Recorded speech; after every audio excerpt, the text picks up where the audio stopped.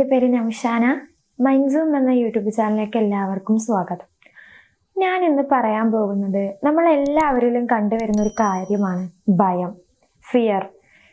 എന്തുകൊണ്ടാണ് നമുക്കിങ്ങനെ ഭയം തോന്നുന്നത്? നമ്മൾ എന്ത് ചെയ്തു കഴിഞ്ഞാലും നമുക്ക് പേടി വരികയാണ് ഉള്ളിലേക്ക്. ഞാൻ ചെയ്തത് ശരിയാവുമോ, അല്ലെങ്കിൽ ഞാൻ ചെയ്യുന്നത് ശരിയാണോ, മറ്റുള്ളവർ എന്നെക്കുറിച്ച് എന്ത് വിചാരിക്കും എന്നാലോചിച്ചിട്ട് നമുക്ക് ഉള്ളിൽ നല്ല പേടിയായിരിക്കും. പിന്നെ ഒരാളോട് സംസാരിക്കുമ്പോൾ നമുക്ക് പേടിയാക്കരം, നമ്മൾ സംസാരിച്ച് കഴിഞ്ഞാൽ അത് ശരിയാകുമോ എന്നുള്ളതൊക്കെ നമുക്ക് പേടിയായിരിക്കും. അപ്പം ഞാൻ ഭയത്തെക്കുറിച്ചിട്ടാണ് പറയാൻ പോകുന്നത്. Do one thing every day that scares you. എല്ലാ ദിവസവും നിങ്ങളെ ഭയപ്പെടുത്തുന്ന കാര്യം ചെയ്യുക. എലനോർ റൂസ്വെൽറ്റിന്റെ വാക്കുകളാണിത്. അപ്പോൾ ഭയം അല്ലെങ്കിൽ പേടി എന്ന് പറയുന്നത് ഒരു ഇൻട്രസ്റ്റിക് പാർട്ടാണ്. അതായത് പൂർവികരെ സർവൈവ് ചെയ്യാൻ സഹായിച്ച ഘടകമാണിത്. ഇന്നത്തെ കാലത്ത് പേടി എന്ന് പറയുന്നത് നമ്മുടെ അവസരങ്ങൾ നഷ്ടപ്പെടാനും അതുപോലെ നമ്മളെ ഫുൾ പൊട്ടൻഷ്യലിൽ തിരിച്ചറിയാൻ സാധിക്കാതെ പോകുന്നതിന്റെ കാര്യമായിട്ട് മാറിക്കൊണ്ടിരിക്കുകയാണ്. നിങ്ങൾ തന്നെ ഒന്ന് ഇമേജ് ചെയ്ത് നോക്ക്. ഭയം നമ്മളെ ചോയ്സിനെ കൺട്രോൾ ചെയ്യുകയല്ല ചെയ്യുന്നത്, നേരെ മറിച്ച് കോൺഫിഡൻസ് ആയിട്ട് റിസ്ക് എടുക്കുകയാണ് ചെയ്യുന്നത്. അപ്പോൾ ഞാൻ പറയാൻ പോകുന്നത് എന്താണ് ഭയം, അതുപോലെ റിസ്ക് എടുത്താലുള്ള ഗുണങ്ങൾ എന്തൊക്കെയാണ്, അതുപോലെ ഇതിനെ മറികടക്കാനുള്ള ടിപ്സുകളുമായിട്ടാണ് ഞാൻ വന്നിട്ടുള്ളത്. അപ്പൊ നമുക്ക് നോക്കാം. ഭയം എന്ന് പറയുന്നത് ഒരു നാച്ചുറൽ ആയിട്ടുള്ള ഒരു ഹ്യൂമൻ ഇമോഷനാണ്. അതായത് ഇപ്പോൾ ഒരു അപകടം വരുമ്പോൾ നമുക്ക് അലേർട്ട് വരികയാണ്. ഇപ്പോൾ ഫിസിക്കലായിട്ടുള്ള അപകടമാകാം, സൈക്കോളജിക്കലായിട്ടുള്ള അപകടമാകാം.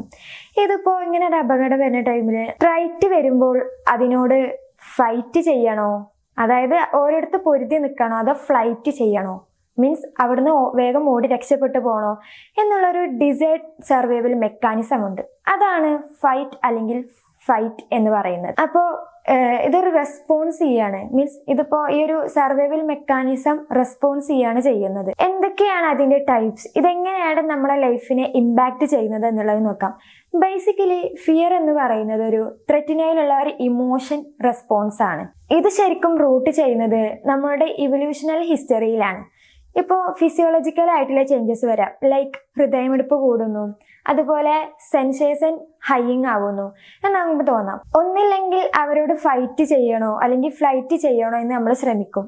ഡിപ്പെൻഡ്സ് ഓൺ ദി സിറ്റുവേഷൻ ആയിരിക്കും. രണ്ട് ടൈപ്പ് ഫിയർ വരുന്നുണ്ട്. മെയിൻലി രണ്ട് ടൈപ്പ് ഫിയർ ആണ് വരുന്നത്. ഫസ്റ്റ് വൺ റാഷണൽ ഫിയറും സെക്കൻഡ് വൺ ഇറാഷണൽ ഫിയറുമാണ്. റാഷണൽ ഫിയർ എന്ന് പറഞ്ഞു കഴിഞ്ഞാൽ പ്രൊട്ടക്റ്റ് ചെയ്യാണ് നമ്മളെ. പ്രൊട്ടക്റ്റിംഗ് ഫിയർ എന്നാണ് അതിന് പറയുന്നത്.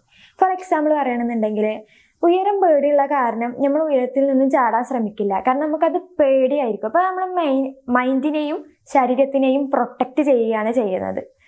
ഇറാഷണൽ ഫിയർ എന്ന് പറയുന്നത് ലിമിറ്റിംഗ് ഫിയർ എന്നാണ് ഇതിന് പറയുക.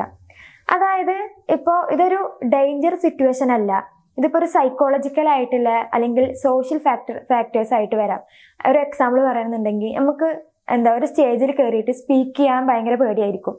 അപ്പോൾ നമുക്ക് ഉള്ളിൽ നല്ല ആൻസൈറ്റി അങ്ങനെയുള്ള കാര്യങ്ങളുണ്ടാവും. മറ്റുള്ളവർ എന്നെ റിജക്റ്റ് ചെയ്യുമോ, അവരെന്നെ കുറിച്ചിട്ട് എന്താ വിചാരിക്കുക എന്നുള്ളൊരു ചിന്തയായിരിക്കും ഉണ്ടാവുക. ഇതാണ് ഇറാഷണൽ ഫിയർ എന്ന് പറയുന്നത്.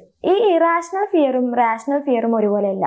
റാഷണൽ ഫിയർ നമ്മളെ പ്രൊട്ടക്റ്റ് ചെയ്യുകയും ഇറാഷണൽ ഫിയർ നമ്മളെ ലിമിറ്റ് ചെയ്യുകയാണ്, അതായത് പുറകോട്ട് വലിക്കുകയാണ്, നമ്മൾ അവസരങ്ങളെ നഷ്ടപ്പെടുത്തി കളയുകയാണ് ഇറാഷണൽ ഫിയർ എന്ന് പറയുന്നത്. അതായത് പേടി എന്ന് പറയുന്നത് നമ്മൾ അഡ്രസ് ചെയ്യപ്പെടുകയാണ് ചെയ്യുന്നത്. ഇത് നമ്മുടെ ലൈഫിലെ മെന്റലിലെ ഇമോഷൻസിനൊക്കെ എഫക്റ്റ് ചെയ്യുകയാണ് ചെയ്യുന്നത്. പേടിയെ ഓവർകം ചെയ്യുന്നതിന്റെ ഫസ്റ്റ് സ്റ്റെപ്പ് എങ്ങനെയാണ് നമ്മൾ ഓവർകം ചെയ്യേണ്ടതെന്നുള്ളത് നോക്കാം. അതായത് നമ്മൾ ആദ്യം പേടി എങ്ങനെയെന്നുള്ളത് മനസ്സിലാക്കാൻ ശ്രമിക്കുക.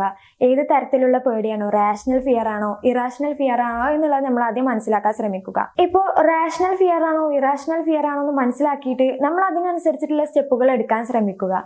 ഇനി അടുത്തത് പറയാൻ പോകുന്നത് റിസ്കുകൾ എടുത്താലുള്ള ഗുണങ്ങളാണ്, ബെനിഫിറ്റ്സ് എന്തൊക്കെയെന്നുള്ളത് നമുക്ക് നോക്കാം. ഒന്നാമത്തെ കാര്യം എന്ന് പറയുന്നത് ഗ്രോത്ത് ലേണിംഗ് ആണ്. ഇത് വളരെ സിഗ്നിഫിക്കന്റ് ആയിട്ടുള്ള കാര്യമാണ്. ഇത് നമ്മളുടെ പേഴ്സണൽ ഡെവലപ്മെന്റിന് ആവശ്യമുള്ള കാര്യമാണ്. അതുപോലെ നമ്മളെ കഴിവിനെ പുറത്തു കൊണ്ടുവരാൻ സഹായിക്കുകയാണ് ഗ്രോത്ത് ലേണിംഗ് എന്ന് പറയുന്നത്. രണ്ടാമത്തെ കാര്യമാണ് ബിൽഡിംഗ് റെസിലൻസ്. റിസ്കുകൾ എടുത്തു കഴിഞ്ഞാൽ നമ്മളുടെ ഇമോഷൻസിനും മെന്റലിനൊക്കെ റെസിലൻസ് ബിൽഡ് ചെയ്യുകയാണ് ചെയ്യുന്നത്. നമ്മളെ ലൈഫിൽ വരുന്ന പരാജയങ്ങൾ, അതുപോലെ പിഴവുകൾ, വീഴ്ചകളൊക്കെ ഫേസ് ചെയ്യണമെങ്കിൽ റെസിലൻസ് വേണം. മൂന്നാമത്തത് എന്ന് പറയുന്നത് ഓപ്പർച്യൂണിറ്റീസ് ആൻഡ് സക്സസ് എന്നാണ്. നമ്മുടെ ലൈഫിൽ എടുക്കുന്ന തീരുമാനങ്ങൾ കംഫർട്ട് സോണിന് പുറത്തുള്ളതാണ്. അതായത് പലരും അവോയ്ഡ് ചെയ്യുന്ന റിസ്കുകൾ എടുത്തിട്ടാണെങ്കിലും പലരും അത് സക്സസ് ആക്കുന്നത്. റിസ്കുകൾ എടുത്തിട്ടാണ് പലരും അത് സക്സസ് ആക്കുന്നത്. നാലാമത്തതാണ് ഓവർകം റിഗ്രറ്റ്. റിഗ്രറ്റ്, അതായത് റിസ്ക് എടുത്താൽ നമുക്ക് റിഗ്രറ്റ് കുറക്കാൻ പറ്റും. അതായത് ഇപ്പൊ നമുക്ക് തോന്നും, ചേടാ എനിക്ക് അന്ന് അങ്ങനെ ചെയ്താൽ മതിയിരുന്നു, ഇങ്ങനെ ചെയ്താൽ മതിയിരുന്നു, എന്നാൽ പിന്നെ എനിക്ക് ഈ അവസ്ഥ വരില്ലായിരുന്നു, ഞാനൊന്ന് സെറ്റ് ആയിരുന്നേ നമുക്കിങ്ങനെ തോന്നും. ഈ റിഗ്രറ്റ് വരുന്നത് റിസ്കുകൾ എടുത്തു കഴിഞ്ഞാൽ തീർച്ചയായും നമുക്ക് റിഗ്രറ്റ് കുറക്കാൻ പറ്റും. നമുക്ക് അന്ന് ഇങ്ങനെ ചെയ്താൽ മതിയിരുന്നു എന്നിങ്ങനെ തോന്നും. നമുക്ക് ഇങ്ങനെ തോന്നിപ്പോകും, അന്ന് ഇങ്ങനെ ചെയ്താൽ മതിയിരുന്നു, എന്നാൽ പിന്നെ എനിക്ക് ഈ അവസ്ഥ വരില്ലായിരുന്നു, ഞാൻ ഇന്ന് നല്ലോണം സെറ്റ് ആയിരുന്നേ, ഞാൻ നല്ലൊരു നിലയിൽ എത്തിയിരുന്നേ നമുക്കിങ്ങനെ തോന്നും. അപ്പൊ റിസ്കുകൾ എടുത്തു കഴിഞ്ഞാൽ റിഗ്രറ്റ് കുറക്കാൻ പറ്റും. അഞ്ചാമത്തതാണ് എൻഹാൻസിങ് ക്രിയേറ്റിവിറ്റി ആൻഡ് ഇന്നോവേഷൻ. അതായത് നമ്മളെ കംഫർട്ട് സോണിന് പുറത്ത് വരുമ്പോൾ ഡിഫറെൻ്റ് ആയിട്ടുള്ള കാര്യങ്ങൾ ചിന്തിക്കാനും പ്രോബ്ലംസിനെ നോക്കിക്കാണാനും ഇത് സഹായിക്കും. ഇത് ക്രിയേറ്റിവിറ്റി വളരെ നല്ലതാണ്. സോ നിങ്ങൾ റിസ്കുകൾ എടുത്താലുള്ള ബെനിഫിറ്റ്സ് എന്തൊക്കെയെന്നുള്ളത് മനസ്സിലാക്കിയെന്ന് വിചാരിക്കുന്നു. ഇനി നമുക്ക് ഇതിനെങ്ങനെ ഓവർകം ചെയ്യാം, അതായത് ഇതിൽ നിന്നും എങ്ങനെ നമുക്ക് മറികടക്കാം എന്നുള്ളത് നമുക്ക് നോക്കാം. ഒന്നാമത്തെ കാര്യമാണ് ഐഡന്റിഫൈ യുവർ ഫിയർ. അതായത് ഇപ്പോൾ നിങ്ങളുടെ പേടി ഏത് ടൈപ്പാണ് എന്നുള്ളത് മനസ്സിലാക്കുക. അതായത് ഇപ്പോൾ ആളുകളോട് സംസാരിക്കാനുള്ള ഭയം, സൊസൈറ്റി എന്നെ റിജക്റ്റ് ചെയ്യുമെന്നുള്ള ഭയമാണോ എന്നുള്ളത് നിങ്ങൾ ആദ്യം മനസ്സിലാക്കുക. അത് മനസ്സിലാക്കിയിട്ട് നിങ്ങൾ പെരുമാറുക. അതായത് മനസ്സിലാക്കിയിട്ട് നിങ്ങൾ ചിന്തിക്കുക, ഏത് ടൈപ്പ് ഫിയർ ആണ് എനിക്കുള്ളത് എന്നുള്ളത് നിങ്ങൾ മനസ്സിലാക്കുക. അതാണ് ഒന്നാമത്തെ കാര്യം എന്ന് പറയുന്നത്. രണ്ടാമത്തെ കാര്യമാണ് mindfulness meditation. Mindfulness and meditation നിങ്ങളെ മൈൻഡിനെ റിലാക്സ് ആക്കാനും അതുപോലെ കാമാക്കാനും അതുപോലെ തന്നെ ആങ്സൈറ്റി കുറയ്ക്കാനും സഹായിക്കും. ഒരു ഇന്നർ പീസ് ഉണ്ടാക്കാൻ വേണ്ടി സഹായിക്കും. നല്ലൊരു അവയർനെസ് ഉണ്ടാക്കാനായിട്ട് സഹായിക്കും. സ്മാൾ സ്റ്റെപ്സ് ആണ് മൂന്നാമത്തെ കാര്യം എന്ന് പറയുന്നത്. സ്മാൾ സ്റ്റെപ്സ് എന്ന് പറയുന്നത് ഇപ്പോൾ നിങ്ങളുടെ ഫിയർ ഏതാന്നുള്ളത് മനസ്സിലാക്കിയിട്ട് നിങ്ങളുടെ ആ സിറ്റുവേഷൻ ഏതാണെന്ന് നിങ്ങൾ മനസ്സിലാക്കിയിട്ട് പതുക്കെ ചുവട് വെക്കാൻ ശ്രമിക്കുക. ഇപ്പോൾ ഫോർ എക്സാമ്പിൾ പറയുകയാണെന്നുണ്ടെങ്കിൽ നിങ്ങൾക്കിപ്പോൾ അതായത് പബ്ലിക്കിനോട് സംസാരിക്കാൻ സ്പീക്ക് ചെയ്യാൻ പേടിയാണ്. അതായത് ഇപ്പോൾ ഒരു സ്റ്റേജിൽ കയറിയിട്ട് ഒരുപാട് ആളുകൾ ഇരിക്കുന്നുണ്ട്. അപ്പോൾ നിങ്ങൾക്ക് സ്റ്റേജിൽ കയറി സംസാരിക്കുമ്പോൾ പേടിയാവുകയാണ്. അതുകൊണ്ട് നിങ്ങൾ പഠിച്ച കാര്യങ്ങൾ നിങ്ങൾ മറന്നു പോവുകയാണ് ചെയ്യുന്നത്. അപ്പോൾ അതൊന്ന് മറികടക്കേണ്ടത് എങ്ങനെയാണെന്ന് വെച്ച് കഴിഞ്ഞാൽ ആദ്യം ചെറിയ ഗ്രൂപ്പിൽ നിങ്ങൾ സംസാരിക്കാൻ ശ്രമിക്കുക.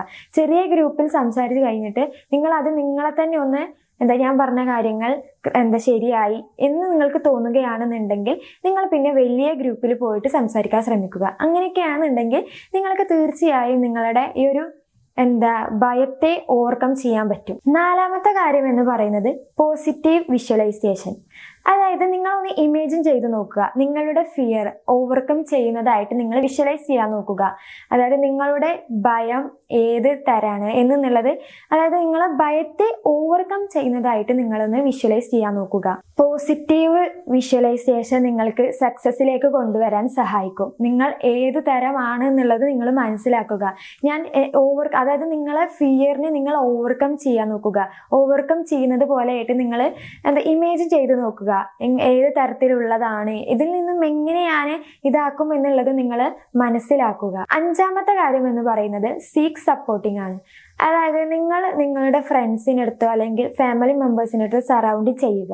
അതാകുമ്പോൾ അങ്ങനെ സറൗണ്ടിങ് ചെയ്യുന്ന ടൈമിൽ നിങ്ങൾക്ക് നിങ്ങളുടെ ഫിയർ ഉള്ളിൽ നിന്നും കുറക്കാൻ പറ്റും. ഒരു കമ്മ്യൂണിക്കേഷൻ ഉണ്ടെങ്കിൽ നിങ്ങൾക്ക് നിങ്ങളുടെ ഫിയർ ഉള്ളിൽ നിന്നും കുറക്കാൻ പറ്റും. എല്ലാവരോടും നല്ലോണം സംസാരിക്കാൻ ശ്രമിക്കുക. നിങ്ങളിങ്ങനെ ഒറ്റയ്ക്ക് ഇരുന്ന് പിന്നീട് നിങ്ങളത് സ്റ്റേജിലേക്ക് കയറുമ്പോൾ നിങ്ങൾക്ക് സംസാരിക്കാൻ നല്ല പേടിയായിരിക്കും. അതുകൊണ്ട് നിങ്ങൾ എല്ലാവരുടെ നല്ലൊരു കമ്മ്യൂണിക്കേഷൻ ഉണ്ടാക്കാൻ നോക്കുക, സംസാരിക്കാൻ ശ്രമിക്കുക. ഒരു സപ്പോർട്ട് സിസ്റ്റം ഉണ്ടെങ്കിൽ നിങ്ങൾക്കിത് ഹെൽപ്പ് ചെയ്യും. നല്ലൊരു കമ്മ്യൂണിക്കേഷൻ നിങ്ങൾ ഉണ്ടാക്കാൻ ശ്രമിക്കുക. അതുപോലെ നിങ്ങളെ ഫ്രണ്ട്സിൻ്റെ അടുത്തോ ഫാമിലി മെമ്പേഴ്സിൻ്റെ അടുത്തൊക്കെ ഒന്ന് സറൗണ്ടിങ് ചെയ്യാൻ ശ്രമിക്കുക. അപ്പോൾ ഞാൻ പറഞ്ഞത് നിങ്ങളെ ഭയത്തെ എങ്ങനെ മറികടക്കാം എന്നുള്ളതാണ്. നിങ്ങൾ ഈ പറഞ്ഞ കാര്യങ്ങൾ നിങ്ങൾ ചെയ്തു കഴിഞ്ഞാൽ നിങ്ങൾക്ക് നിങ്ങളെ ഫിയർ കുറക്കാൻ സഹായിക്കും, ഓവർകം ചെയ്യാൻ പറ്റും. അതായത് ഇപ്പോൾ നിങ്ങൾ ചെറിയ സ്റ്റെപ്പിൽ നിന്നും തുടങ്ങാൻ ശ്രമിക്കുക. ആദ്യം തന്നെ വലുതിലേക്ക് പോവാതെ ചെറിയ സ്റ്റെപ്പിൽ നിന്നും പതുക്കെ ചുവട് വെക്കാൻ ശ്രമിക്കുക. അതാകുമ്പോൾ നിങ്ങളെ ഭയം നിങ്ങൾക്ക് കുറക്കാൻ പറ്റും. അതുപോലെ പബ്ലിക്കിനോട് സംസാരിക്കുന്ന ടൈമിലും നിങ്ങൾക്ക് നല്ലപോലെ സംസാരിക്കാനും കോൺഫിഡൻസ് ആയിട്ട് സംസാരിക്കാനും നിങ്ങൾക്ക് കഴിയും. അപ്പോൾ നിങ്ങൾക്ക് ഈ വീഡിയോ ഇഷ്ടപ്പെട്ടെന്ന് വിചാരിക്കുന്നു. അപ്പോൾ നിങ്ങൾ ഈ വീഡിയോ കണ്ടു കഴിഞ്ഞാൽ തീർച്ചയായിട്ടും നിങ്ങൾ ലൈക്ക് ചെയ്യുക, കമൻറ്റ് ഇടുക, സബ്സ്ക്രൈബ് ചെയ്യുക. Thank you.